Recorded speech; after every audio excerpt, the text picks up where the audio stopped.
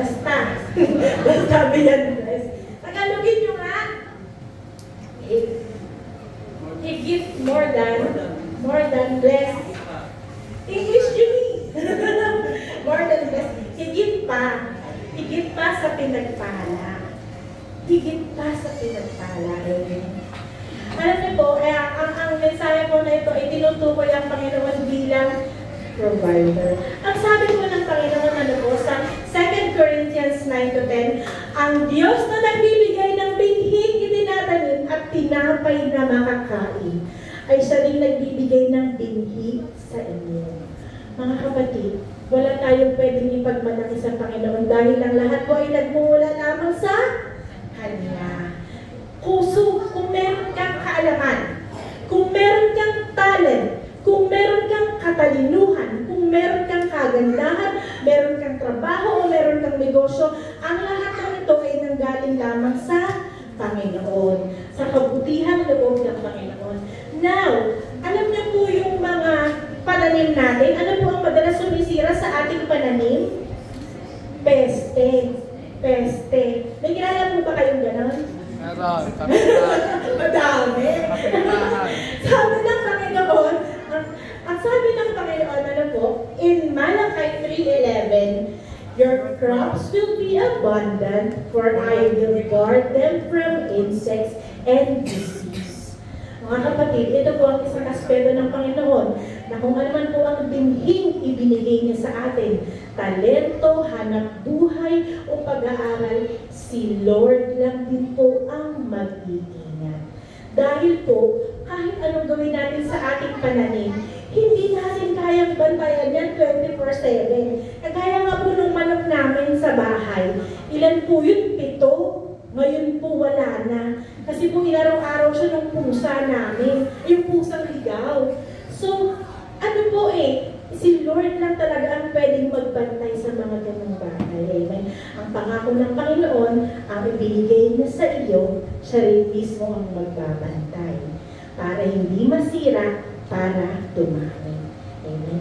And the next aspect po is yung progressor, o siya rin po ang nagpo-progress. Amen.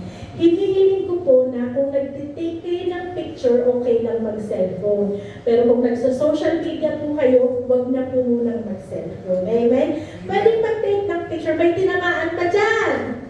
May umaray Aray po. Sabi po ng Panginoon sa Deuteronomy, ikaw ba yun, Rain? Hindi, by Jeremy. Deuteronomy 28:12.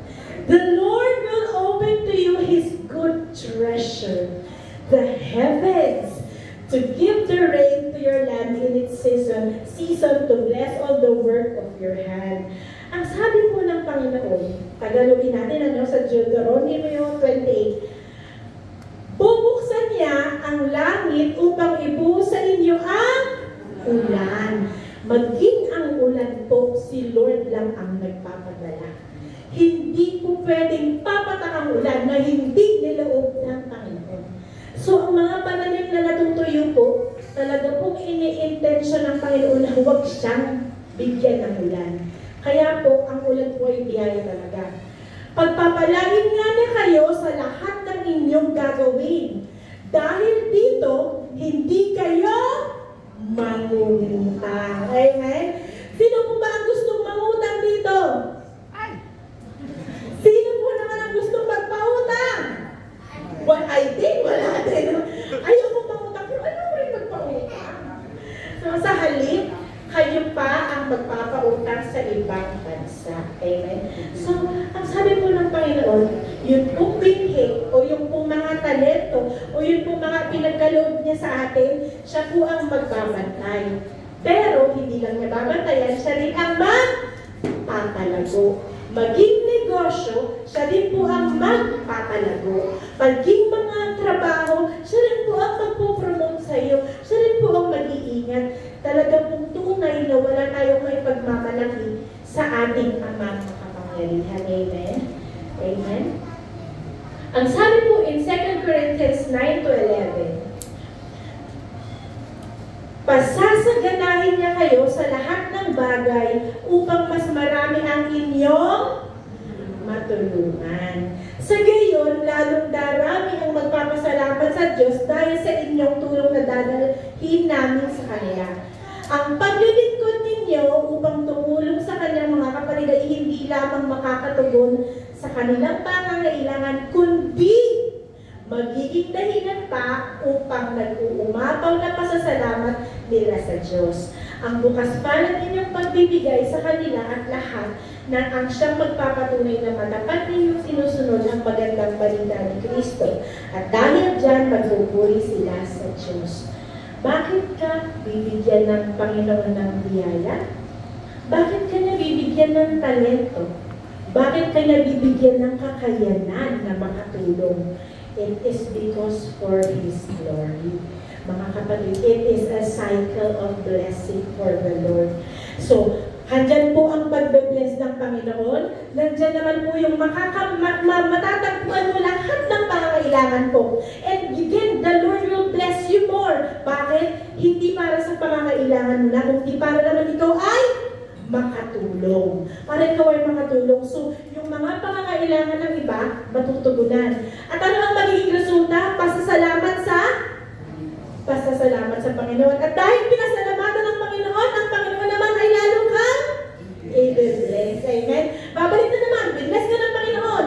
Pinagpala niya, pinaikot niya, isinare mo, ibinalik mo, pabalik-balik. Napakasarap ng blessing kapag po para sa Panginoon. Amen? Eh paano kaya kung pinagpala ko ng Panginoon, itinago ko, hindi may nanghihiram sa akin, kailangan. Meron naman akong kakayanang magpahiram, pero ayaw ko talaga. Kahit konti, ayaw kong pahiramin. Mapuputol ang cycle of blessing. Amen. Alam niyo po, wag na wag po tayong tatanggi sa nanghihiram sa atin. Yan po ang bili ng Panginoon. Hindi mo man kayang ibigay lahat. Konti man maibigay mo, masaya na ang Panginoon doon. Ayon lang sa kaya. Ang sabi nga po ng Panginoon, kapag nagpahiram tayo, huwag na natin i-expect na bayadan. Kapag binayadan, totoo po, nasa Biblia po, huwag na natin i-expect kung bayadan man tayo, salamat. Kung hindi, okay lang din. Bakit? Si Lord ang magbabalik sa iyo kung ano ang pinahiram. Amen? Hindi niya kababayaan na kapusin ka dahil nagpahiram ka. That is impossible. Kipit ako. Bakit? Pinakita ko kasi inubos na lahat yung sweldo mo. Hindi pwede yun. May darating at may darating sa iyong biyaya para punan yung pangangailangan mo. Ang bait mo, nagpahiram ka, di ba? Alam mo yung may mga kailangan siya. So, ito po ay cycle na lagi kong napapapurihan ng Panginoon. At sabi nga po ganito, bakit kaya ang daming blessings na dumarating sa akin ngayon? Hindi ko naman ito inaasahan. Alam mo kung bakit? Lahat ng natulungan mo sa buhay, sinasama ka sa panalangin. I-bless mo si ganito. I-bless mo si ganito. Lord, hindi ko siya kayang palagat ikaw ang mag-bless sa kanya. Lord, hindi ko kayang sulian ang kabutihan na ikaw ang mag-bless sa kanya. Nagulat ka ba? Bakit ka inuulan ng pagpapala? Yun po ang dahilan. Amen? So, ganun po kaganda ang cycle ng pagbibigay. Tandaan po natin, may warning ang Panginoon, ha? Tandaan natin. Sa Lucas 16:10-12, ang mapagkakatiwalaan sa maliit na bagay ay mapagkakatiwalaan din sa malaking bagay. Mga kapatid, sa maliliit na bagay, makikita ko ano po ang mga kakayanan natin. Amen. Kami pong mag-asawa ay tunay na blessed at tunay na humble. Dahil po napakalaki po ng pinagkatiwala ng Panginoon sa amin. Ito pong pagtitiwala na ito, tinignan po niya kami sa mga maliliit na bagay. Hindi naman po namin alam na pwede kami mag-handle ng church, pero po si Lord, sinukat po ang aming puso at doon po niya nakita na maaari po niyang ipagkatiwala ang isang kongregasyon sa amin. Kahit papuri lamang po sa Panginoon. Ngayon, ganoon din po tayo mga kapatid. Mga kabataan, makinig kayo. Kung may perang ibinigay na ang mga magulang ninyo, 20 pesos. Tapos yung, ewan ko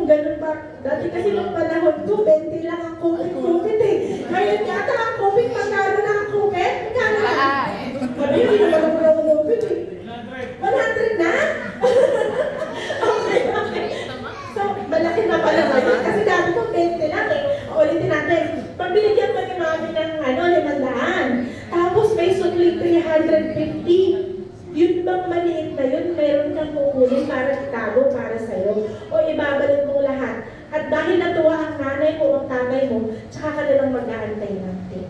Kasi po, maliit man o malaki, nanay mo man o hindi, kung tayo ay hindi naging tapat sa kanila, pinapakita natin sa Panginoon hindi tayo ang pagkakatiwalaan. At ang pagtitiwala ng Panginoon, napakahalaga po. Amen? Kaya po maging tapat po tayo. Kasi nga sabi na, diba, ang mandaraya sa maliit na bagay ay mandaraya din sa malaking bagay. Kung manhid ka sa pagsisinungaling, kung manhid ka sa panluloko o sa pang-uumig, magiging manhid ka rin sa mga bagay na karumalduman o masyadong malalaki. Kaya, kaya po, maging mapagkakatiwalaan tayo. Sabi po, sino ang magtitiwala sa inyo ng tunay ng kayamanan? Kung hindi kayo mapagkakatiwalaan sa yaman ng iba, sino ang magbibigay sa inyo ng talagang para sa inyo? Bakit kailangan malaman ng Panginoon na tayo ay pwedeng pagkatiwalaan? Dahil ang Panginoon po ay naghahanap ng vessel. Amen. Naghahanap ng vessel ang Panginoon. Naghahanap siya ng mga tao pwede niyang buhusan ng pagpapala, and yet He knows na ang pagpapala na ito siguradong padadaluin ng tao na ito sa iba. Hindi siya pwedeng mag-bless ng tao na sarado yung end. Hindi lumalabas yung blessing. At hindi rin siya magbe-bless ng taong butas-butas na vessel. What do I mean? Thank you. Ito pong, para po siyang alulod. Alam niyo po yung parang alulod? Hindi po ba ang ulan kapag pumunta dyan, sinasalo ng alulod? Imagine natin na ang alulod ng bahay natin, 5. So, ito pong bahay na to, may pinutuluan ng 5. Ito pong parang blessing ng Panginoon, na kapag nasalo mo, siguradong dadaloy sa iba. Alam mo yung may natanggap ka, bigyan ko ng tips si ganito, bigyan ko ng tips si ganyan, medyo malaki yung kita ko, i-share ko. Yun ang hinahanap ng Panginoon. Pero kung ang alulod na to, may tapal o sarado, hindi niya ito papadalugan ng biyaya. Bakit? Walang aagos, hindi niya kayo gagamitin. Gagamitin lang niya kayo once you are open to giving. Amen. Hindi rin po gagamit ang Panginoon ng taong may butas ang bulsa. Amen. Bakit butas ang bulsa? Bakit butas ang bag? Ano ba ang ibig sabihin nito? Ang sabi po ng Panginoon sa Haggai 1:6, butas ba sa mga iwan? Hindi, may tahe. Marami kayong naihasik, ngunit kaunti lamang ang inyong ani. Ibig sabihin, nagsisipag ka naman. Pero bakit kulang? Bakit kapos? Bakit hindi sapat? May pagkain niya kayo, ngunit kakaunti naman at hindi kayo mabusog. Di ba mapangis yung pakiramdam na gano'n? Masarap pag kumain yung busog po tayo, di po ba? May alak pa kayong naiinom, ngunit hindi naman sapat upang magbigay kasiyahan. May damit nga kayong naisusuot, ngunit ginigilaw pa rin kayo sa taglamig. Kunikita nga ang manggagawa, ngunit kinukulang pa rin siya. Ang sabi pa po ng Panginoon in Haggai 1:9-11, umaasa kayo, aani ng masagana, ngunit kayo'y nabigo. At ang kaunting ani na inuwi ninyo sa akin na inyo ay akin pang isinambulan. Imagine mo po, meron kang kaunting dala-dala na blessing na biyaya, and yet si Lord mismo ang nagsambulan. Yung hawak mong bigas, tapikin mo yun, di ba? Tapon yun eh. Kung sa putikan yun, wala na. Kung sa floor, okay lang, makukuha mo. Pero ang punto po dyan is, si Lord mismo ang nag-iingat. Siya rin po ang pwedeng magsambulan. Bakit? Bakit Lord ganon? Hindi ba ikaw ang tagapag-ingat? Ang sagot, ginagawa ko iyan sa inyo sapagkat abalang-abala kayo sa pagpapaganda ng inyong mga bahay samantalang ang templo ko na aking tahanan ay pinababayaan ninyong wasak. Yan ang dahilan ulan, kaya bakit hamog ay hindi kayo napapatakan, at ang inyong mga pananim ay hindi lumalago. Matinding tagtuyot ang ipararanas ko sa buong lupain, sa mga kaukiran at kaburulan, sa mga inaning butil, at sa mga bagong alak sa lahat ng ani, sa lahat ng tao, hayop at hayop, at sa lahat ng pinagpaguran ninyo. Kaya pong i-withhold ng Panginoon ang ulan, in the same way as kaya nang i-withhold ang biyaya na dapat ay para sa atin. Ang sakit nun, may pangalan mo na, pero hindi pa ma-release sa langit. Mahirap yun kasi alam natin na ang Diyos natin ay mapagpala, mapagbigay. He only wants to bless us. And then, bakit ako kinakapos? Anong problema?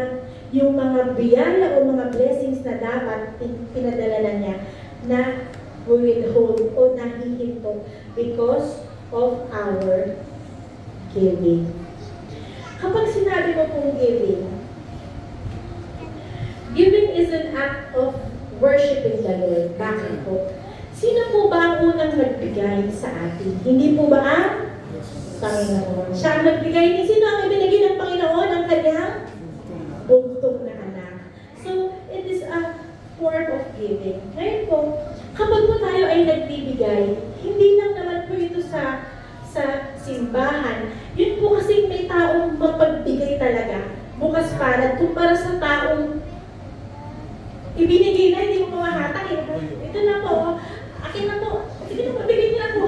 Sige, yun na nga. Hindi mo kayo pitawag. Alam mo po yung ganun-ganun kahit with yung hawak. May mga ganun po, ano? Sabi nga nila, mapagbigay ako. Mag-iintay lang muna akong yumaman bago ako magbigay. Paglasot pa lang yun eh. Actually po, sinabi ko din yun sa sarili ko. Hindi ko pwedeng hantayin na yumaman ako bago ako magbigay. Kahit po hindi pa ako mayaman, magbibigay ako sa abot ng aking makakaya. Kasi po, ang tao po is walang kakontentuhan. At kung sakaling milyon o bilyon ang pera ko, kung hindi ako mapagbigay, hindi pa rin ako magbibigay. Kahit gaano kalaki ang kinikita ko. Ang sabi ng Panginoon, in 2 Corinthians 9:6, ito ang ibig kong sabihin. Ang nagtatanim ng kakaunti ay aani ng kakaunti. Ang nagtatanim ng marami ay aani ng marami. Gusto ko pong i-share itong principle na to. Ano po yan? Sino pong gusto na injection ngayon? Takot kayo? Actually po, ang sikreto po ng pagbibigay ng dugo, ganito ha, ang ganda po. Kapag po nagbigay ka ng dugo, di ba, kukuhanan ka, higa ka, punang ka ng mga 1 litrong dugo, pwede 500 ml. Sino nakapag-donate? Very good, nakapag-donate. So, alam niyo po epekto sa inyo? Yung pong dugo na i-donate ninyo, pinapalitan po agad ng katawan ninyo. Hindi lang yun, papalitan siya ng katawan ng mas batang dugo, mas healthy dugo, mas magandang dugo. So, ang daming benefits, no? Tingnan mo ito pa. Sabi na mabawasan daw ang tsansa na magka-cancer, bumababa ang cholesterol, gumagaan din ang timbang, tapos po, hindi nagkakaroon ng sakit sa dugo, tapos po, siya po ay lumalakas. So, napakaraming kapalit na blessing kapag tayo ay bigay. O, bigay tayo ng dugo mamaya, pwede? Huwag naman dugo, sabi niya, huwag naman dugo. Actually po, ganito rin po yung principle sa breastfeeding. Yung breastfeeding po, o yung pagpapagatas sa bata, actually po, may mga pasyenteng, nagpo-formula ako kasi hindi kaya yung baby ko, ganun, mali. Actually po, kahit po ang isang nanay, maging 3 ang baby niya, kaya po niya lahat supplyan yun. Basta kailangan, kuha lang ng kuha, withdraw ng gata sa nanay, at papalitan po yun ng katawan. Ganun po kagaling yung prinsipyo ng Panginoon. Kahit po sa talbos, di ba? Ang talbos, malunggay, kapag kinuhanan mo ng kinuhanan, anong mangyayari? Maraming yayabong, maraming overflow. Amen? Ganun po ang kapangyarihan ng pagbibigay. Ganyan rin po ang prinsipyo sa pera.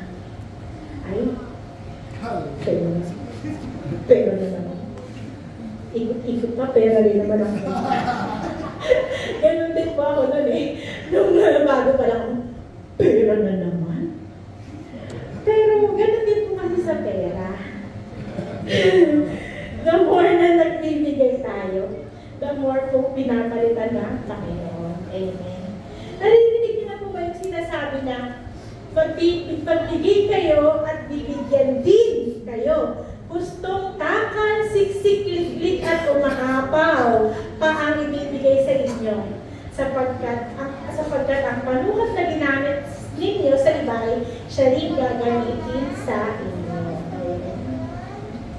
Sino ang gustong magkaroon ng ganitong wallet? Taas kamay! Ayan, gising na naman. Okay, gising na naman. Gising na naman. Gusto niya ganyang wallet, no po? Baka mga ganito po kasi itsura ng wallet ninyo. Ganyan ba? Hindi, dapat ganito, diba? Ganito po.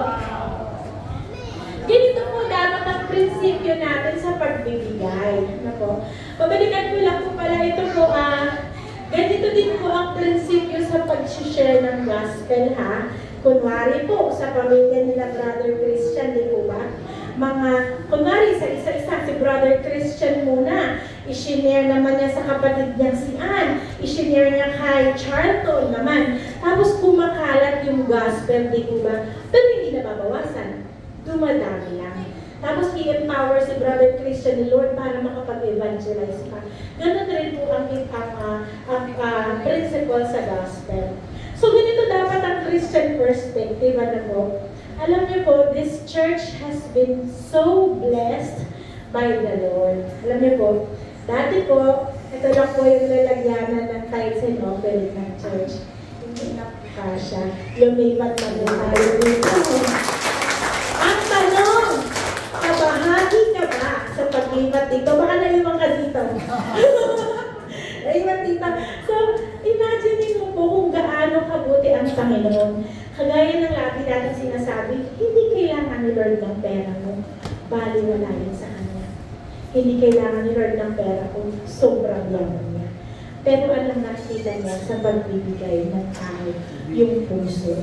At pag nakapasok ka sa cycle ng blessing, hindi ka na makakalabas. Lagi ka na lang mag-uumapaw para maging blessing sa iyo.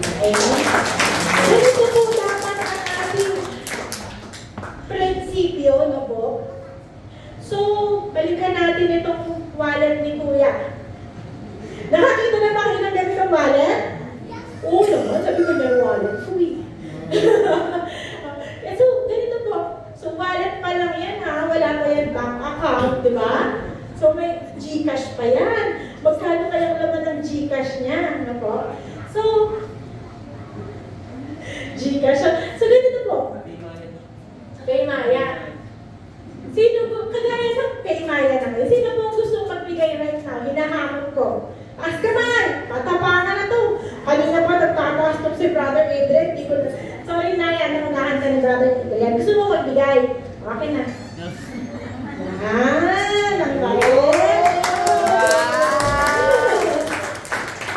Napakabait. Kasi kanina siya rin po yung nauna sa gustong magbigay eh. Pangalawa na po, kaya tinawag ko na po siya. Ayun! Praise God! O, diba? Ngayon, ganito po ang isip natin, ano? Kung ang lahat ng ating pag-aari ay galing sa Panginoon, isipin mo tong wallet na to, galing sa Panginoon. Ganito po, kung hihingan ko si Brother Adrian, si Brother CJ ng wallet, ano? Bro, meron ba ka ng wallet mo? Wala mo wallet mo, bro. Ay, ang dami po! Lalagyan yan, bro. Lahat na lang. Ganito, ano bang mas maganda? Bro Christian, i-treat mo lahat ng mga taga-BCM, ha? Gamitin mo yung pera mo. Sabi niya, Lord naman, walang maximum. Lord naman, parang yan nga susi yung laman eh. Sabi niya. Pero ganito dapat. Ang kung kayamanan natin, galing talaga kayo. Ganito dapat pag-iisip natin. Bro, itong pera, itong wallet, bro, puno to ng pera, gamitin mo. Tulungan mo kung sinong gusto mong tulungan, ilibre mo kung gusto mong ilibre. Lahat yan! Lahat yan, kunin mo bro, kunin mo! Oo nga,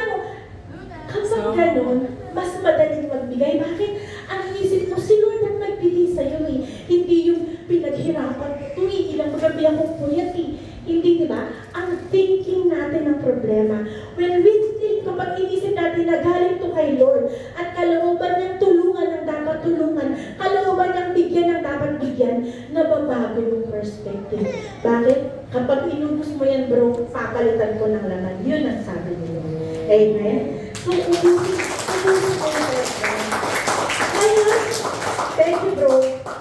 Ngayon, hindi naman po, kailangan mo talaga, alam niyo si Lord, sobrang generous talaga yan si Lord. Kasi po, kita niyo naman kanina, si Brother Adrian, nagtaas ng kamay na gusto niyang magbigay. Kaya po si Lord, ibabalik mo talaga. Galos po man, ang alam mo niya, demonstration ulit. Congratulations.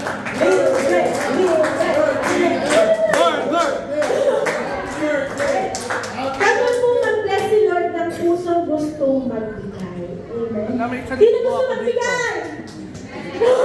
Kaya gusto niya na. Wala na. Next time ulit. Okay, so we are holding in our hands the blessing from God. Pero nasa disposal natin yun. Paano natin gagamitin? Si Lord ang nakakaalam ng puso. Si Lord din po nagbibigay ng binhi, nagpapalago, nag-iingat nito. Hindi tayo matatalo kapag nagbigay tayo.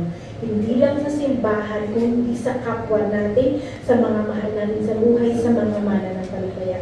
Because when we are giving God's wealth, God's treasure, hindi sa anuman na atin o pinaghirapan natin. Amen? Sabi ng Panginoon, galit yung wallet kasi walang laman. Ang sabi ng Panginoon, Deuteronomy 8:17-18, kaya huwag na huwag ninyong iisipin na ang kayamanan ninyo'y bunga ng sariling lakas at kakayahan. Subalit alalahanin ninyo si Yahweh na inyong Diyos ang nagbigay sa inyo ng lakas upang yumaman kayo. Ginagawa niya ito bilang pagtupad niya sa kanyang pangako sa inyong mga ninuno. Mga kapatid, walang kandila mababawasan ng ilaw o apoy kapag sinindihan niya ang mga kandilang walang sindi. Amen? Mula kay Brother CJ, papunta sa kay Christian, kay RG, hanggang doon kay Harris at kay Harold, kayang sindihan niyan sa mamalitan lang ng isang ilaw. Nabawasan ba ang ilaw ni CJ? Hindi. Ganun po kaganda ang pagbibigay. Nag-multiply lamang po yan pero hindi po nabawasan. Isang malakas na malakas. Alam niyo po, ako po ay produkto, ako ay isa sa mga taong sumugod po sa pagbibigay sa Panginoon. Kasi po, hindi ko po talaga akalain dati na ako po kahit sa ganang pagiging doktor, ang hina ng kita ko. Ang hina ng nilalakaw nga ako, hindi masyadong dati isa-dalawa lang. Sabi ko, Lord, mabuti nag-negosyante na lang ako, hindi na ako nag-doktor. Purita pala ang doktor namin. Alam niyo po, yung purita, poor. Sabi ko, pero ano po, sabi ng aking asawa nun, bakit nagbibigay ka ba? Sabi niya sa akin, nagbibigay ka ba? Ko, oo naman, 20. Kasi gano'n ako sanay eh.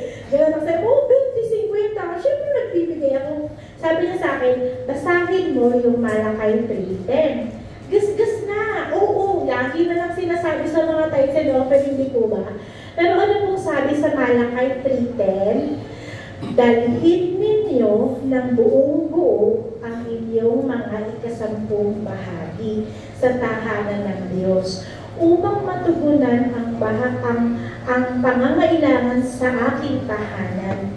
Subukin ninyo ako sa bagay na ito, kung hindi, kububuksan ang mga bintana ng langit at ibubuhos sa inyo ang masaganang pagpapala. Hindi ko rin hahayaang salantain ng mga banang ang inyong mga pananim at mamumunga ng sagana ang inyong mga basan. Praise God. Mga kapatid, paulit-ulit na po ninyong naririnig dito sa harapan na subukin ang Panginoon.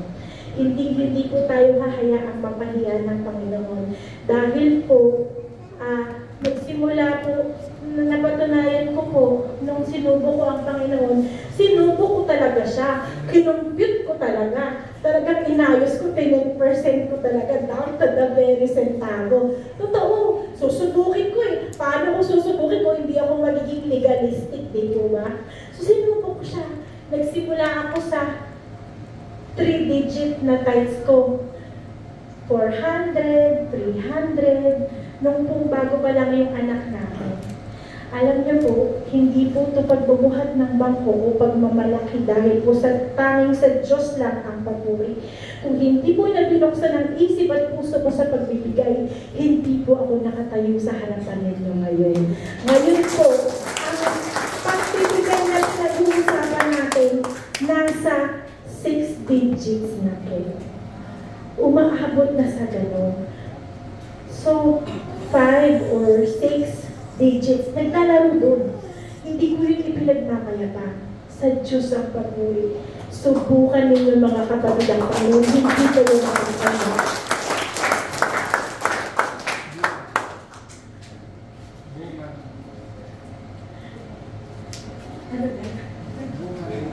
Ano ba?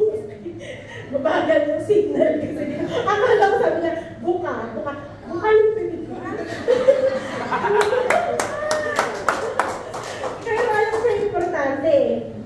Ngayon po, ito pong bahay-sambahan na to, bunga, hindi buka.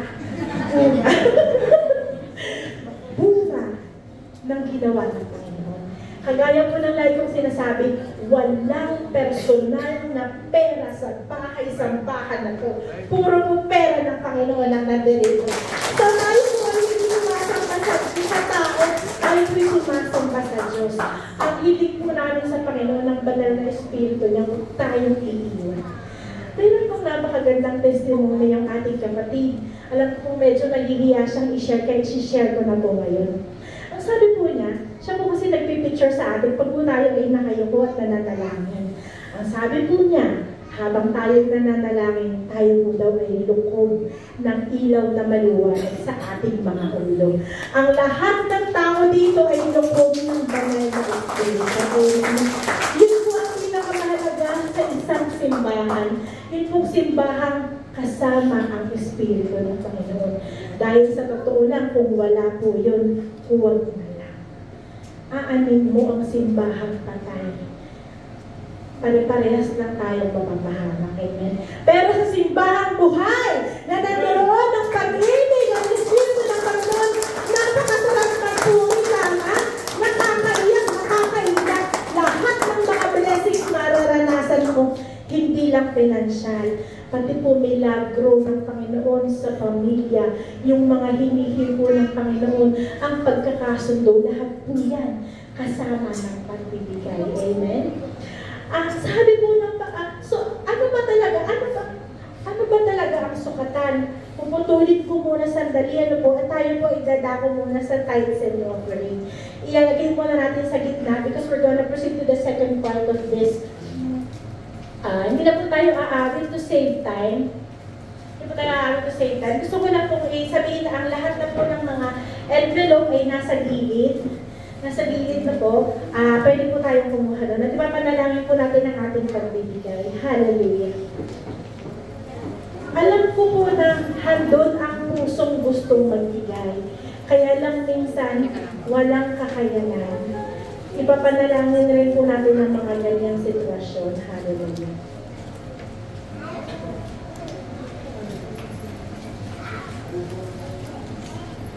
Ngayon po, hinahamon ko din ang lahat na subukin ang Panginoon. Hallelujah.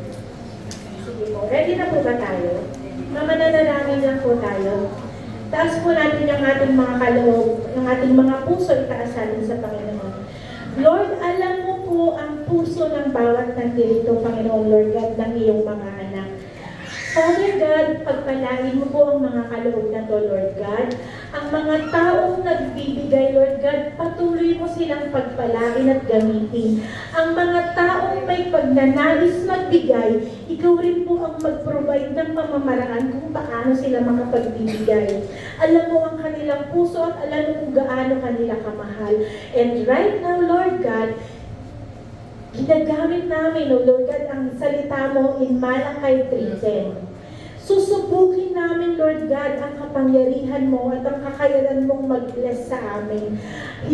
Pinayagan mo kaming subukin ka, and right now, Lord God, ginagawa namin ito. Show us your glory, Lord God. Manifest to each and every one, Panginoon. Katagpuin mo kami, Panginoon, Lord God, dahil ito po ang susi, Lord God, sa kalayaan, Panginoon. Freedom, Lord God, sa pagiging madamot. Freedom, Panginoon, Lord God, sa pagiging mapag-inbot. Freedom, Lord God, sa kasalanan na inilagay ng kalaban sa amin. Bless these people, Panginoon, Lord God, ang gawa ng kanilang kamay, pagpalain mo. Ikaw ang mag-provide ng binhi, ikaw po ang mag-ingat, ikaw po ang magpala, ikaw ang magpalago, at ikaw din po ang mag-share nito, at ikaw din po ang mapagulihan. Sa iyo lamang, Lord God, para sa iyo, dahil sa iyo, Yeshua HaMashiach. Hallelujah. Tayo na po ay pwedeng magkaloob. Magnal na may kagalakan magbigay, lang mula sa puso magbigay, na may pagmamahal, puno ang inyong hinagin, siya malihim. Sinasabi ng salita ng Diyos, sisigigil at umaapaw, ang siya ninyong mararanasan pag nagbigay. Pag nagbigay, magbigay, nang may kagalakan magbigay, nang mula sa puso magbigay, nang may pagmamahal, kung ano ang iyong pinaling, siya aling. Isang malakas sa maramang po sa akin. Hallelujah. Thank you, Lord. Nakita din naman siya. Thank you, Lord. Thank you for all the giving. Si Lord po ang bahalang magbalik sa inyo, siksik, liglig at umaharap.